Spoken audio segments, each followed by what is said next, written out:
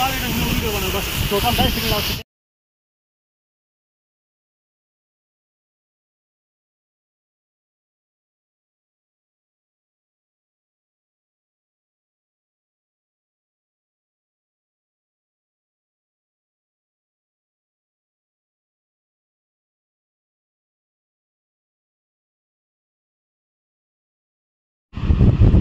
काफ़ी थकावट भी महसूस हुई, काफ़ी ज़्यादा गर्मी भी है यहाँ पर।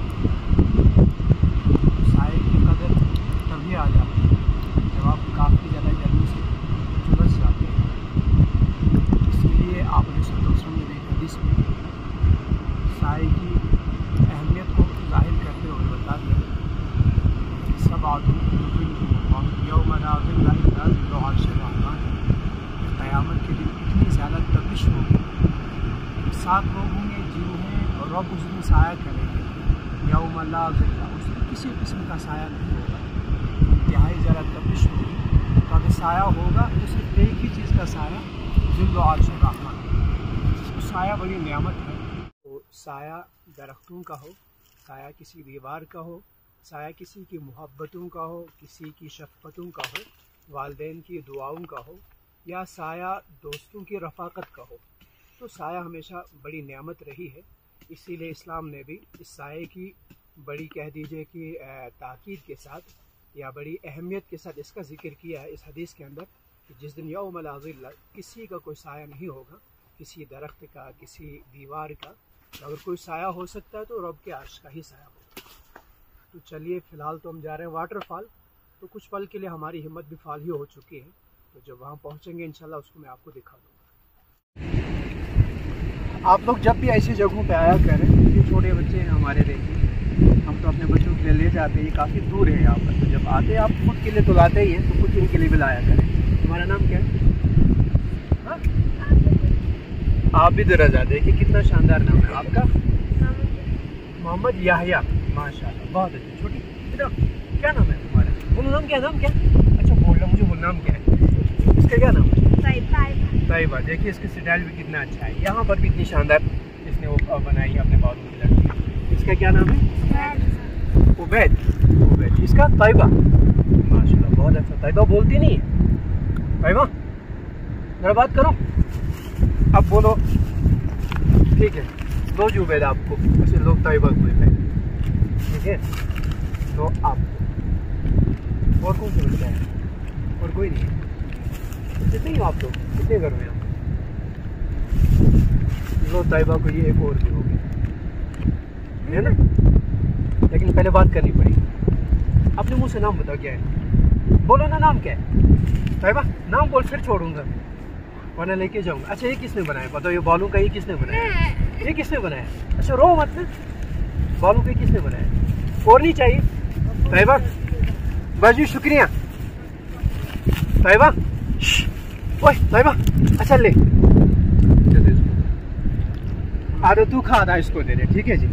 हैं तो ये लोग बड़े ही मेहमान नवाज, सादगी इनकी बड़ी बेमिसाल होती है, तो बड़े ही मेहमान नवाज भी होते हैं। चलिए, तो अभी जो हमें नीचे बात छेड़ी, बड़े हमें सावधान रहना चाहिए। तो मुझे फिर मेरे कज़न ही कह रहे थे, उसका एक आसान तरीका भी है। आपको बताया जाता है कि इनका कुत्ता जब भौंकना शुरू करे तो आपको भी, आपको भौंकना नहीं है, आप जल्दी ना समझें कि आपको भी पीछे हटना नहीं है। आप तो इंसान ही हैं, आप शेर बनिए, घुर्राइए आप, तो आप पीछे ना हटें, तो आप वहीं ठहरे रहेंगे। बल्कि अगर आप कदम आगे बढ़ाना शुरू करेंगे तो खुद ही घबरा करके फिर पीछे हट जाते हैं।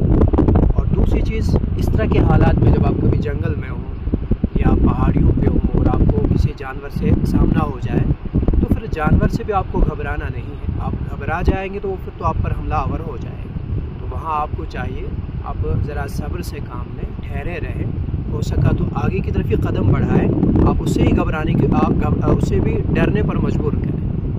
हमारे एक रिश्तेदार हैं, वो कहा करते थे कि अगर आप कमज़ोर हो और आपको किसी ताकतवर से लड़ाई हो जाए, तो आपको जो, अगर आप चाहते हैं कि आप गालिब आ जाए, आप मार ना खाए, तो आपके लिए एक ही उन्होंने हीला बताया, वो ये कि आपको पहला कदम फिर आप ही को उठाना है। आप थप्पड़ पहले मारें या आप मुक्का पहले मारें या आपकी लात पहले पड़े। जो भी आपकी लात पहले पड़ेगी, आपका मुक्का पहले लगेगा, उससे वो समझ जाएगा नहीं ये तो कोई बला है। अगर आपने पहला कदम नहीं उठाया, वो समझेगा ये बिल्ली है, फिर तो वो आप पर बला बन करके वो आप पर भारी हो जाएगी। देखिए यहाँ कितने सारे लोग हम बैठे हैं, बस 4-5 कप चाय बनानी है तो बन नहीं रही है इतने सारे लोगों से। और घर में बेचारी एक माँ होती है, एक बहन होती है, कहीं कहीं बेचारी एक बहू होती है, और उनके पीछे सारा घर पड़ा होता है कि इतना टाइम हो गया अभी चाय तैयार नहीं। तो उनका भी ख्याल रखा करें। कभी आप इस तरह की चीज़ों पे आ जाए, खुद पका करके देखें।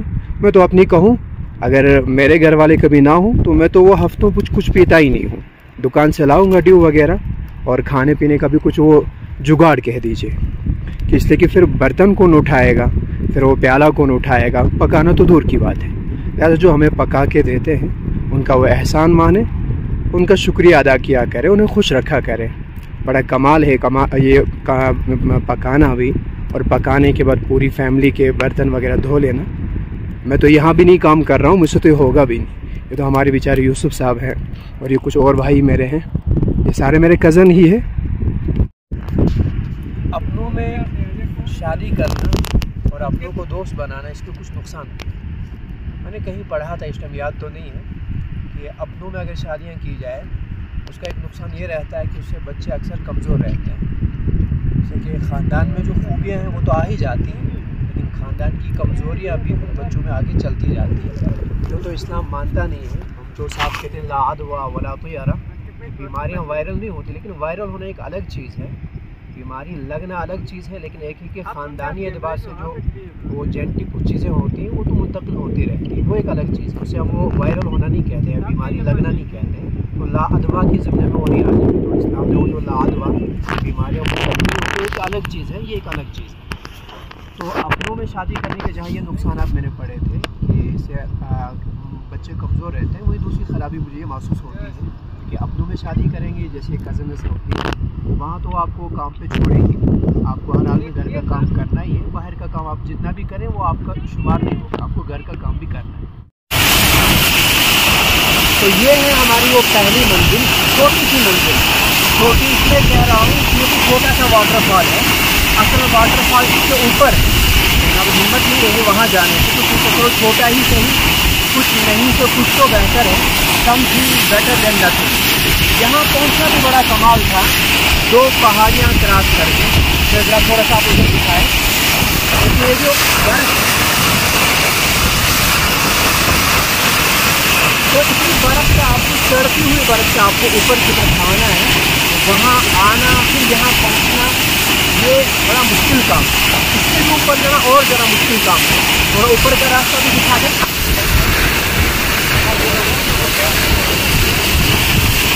तो बड़ा मुश्किल काम है, इसलिए अब हम यहाँ से वापस जाते हैं। आजकल के जो शहर के नौजवान हैं, या जो कहते हैं कि आजकल के जो घूमने वाले होते हैं, उनके बस का एक काम है, इसलिए आपका मेंटली भी और फिजिकली भी फिट होना ज़रूरी है, तब आप इस तरह की चीज़ें कर सकते हैं। अच्छा, पानी से हमें एक और सीख मिलती है कि पानी होता बड़ा नर्म और नाजुक है, लेकिन इसमें जो अपना वो इस्तिक़लाल रखा होता है, कंटिन्यू कहीं तो गुजर वो इस्तिक़लाल, और साथ साथ में सही डायरेक्शन। हमने सब्र का हमेशा गलत मतलब लिया है कि आपको किसी चीज़ पर डटे रहना। इस्तिक़लाल उस चीज़ का नाम नहीं है, बल्कि पहले सही सिम्त का इंतखाब करना, सही डायरेक्शन का इंतखाब, उसके बाद उस पर डटे रहना, उसका नाम है इस्तिक़लाल, और उसी का नाम सब्र। और इस्लाम में वो जो महमूद है वो वही वाला सब्र है जहाँ सही सिम्त हो, सही डायरेक्शन हो। तो पानी से हमें सीख मिलती है कि आप जितने भी नर्म और नाजुक हैं, अगर आपकी डायरेक्शन सही है और फिर आप उसमें इस्तिक़लाल रखते हैं, तो आप कहीं से भी अपना रास्ता बना सकते हैं। आपके लिए कोई रुकावट, कहीं कोई रुकावट नहीं बन सकती, कोई चीज़ आपके मंजिल में, आपके रास्ते में हाइल नहीं होती। इस पानी को ही देखें, ये पत्थर में भी सुराख करके अपनी जगह बना लेता है। आपने छत से टपकते पानी को भी देखा होगा, वो नीचे जो हमने वो सीमेंट वगैरह किया होता है, उसमें भी आपने सुराख कर लेता है, उसका वो इस्तिक़लाल। लेकिन साथ साथ में सही डायरेक्शन, अगर डायरेक्शन सही ना हो तो आप कितने भी मुस्तक़िल मिजाज हो वो आपको फ़ायदा नहीं देता। तो जो फ़ायदा होता है तो सही डायरेक्शन से इस्तिक़लाल।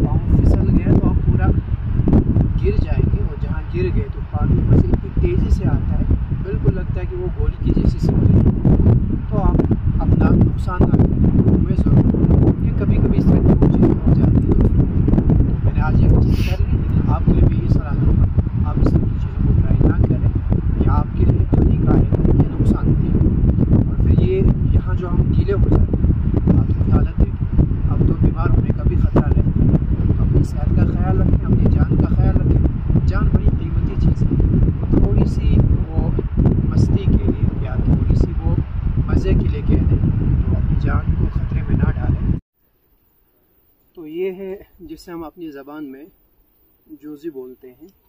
ये इससे जो निकलता है बड़े काम की चीज़ है। पहले तो इससे लिखने का काम किया करते थे, इस पे लिखा जाता था। हमारे यहाँ जो अभी भी पुराने पीर हजरत और नए दिल जले लोग हैं, वो लोग अभी भी ज़िद करते हैं इसी कागज़ पे अपने तावीज़ लिखने की। इस पर आप देखेंगे किसी किस्म का कोई रूल नहीं है, यानी कि कोई किसी तरह की कोई स्याही नहीं है, साफ शुद्ध सा है। तो वो समझते शायद उस तरह का तावीज़, और चूँकि है दिल जले ऑलरेडी, तो उन्हें लगता है कि इस पर जब तावीज़ लिखी जाए तो शायद वो ज़्यादा मुअस्सिर रहता है। अब वो जाने बेहतर। तो पहले इसे लिखने का काम लेते थे, तो आजकल हम लोग इसे जलाने के काम में इस्तेमाल करते हैं। तो बड़ी अच्छी चीज़ है, छाँव भी देती है। पहाड़ियों पे जहाँ आपको रुकना हो तो ज़्यादातर तो संगलाख ही होता है, पथरीली ज़मीन ही होती है, तो काफ़ी गर्म रहती है। ये जगह साया देती है, बड़े सायादार हैं। जैसे मैंने पहले भी बात कह दी थी, साया और बड़ी नियामत है, और इसका साया आपको ठंडा महसूस होगा। अभी जिस गाँव से हम चल रहे थे, ये मेरे वालिद साहब का गाँव है, मलन गाँव। और जिस गांव में मैं इनको छोड़ने जा रहा हूँ, ये सब मेरे वालदा की रिश्तेदारी की तरफ से मेरे साथ जुड़े हैं, यानी मेरे वालदा के रिश्तेदार हैं सभी। तो उस गांव का नाम है हुसन गांव। ये दोनों गांव, मलन गांव और हुसन गांव, दोनों गांव तो हैं आमने सामने, दोनों पड़ोसी हैं। लेकिन इन दोनों को कभी मैंने दो अच्छे पड़ोसियों की तरह रहते हुए नहीं देखा। जब भी आप इनको देखेंगे आमने सामने तो लगेगा जैसे इसराइल और फ़लस्तीन ही आमने सामने बैठे हैं। कभी इनको आप अच्छे से देखेंगे नहीं।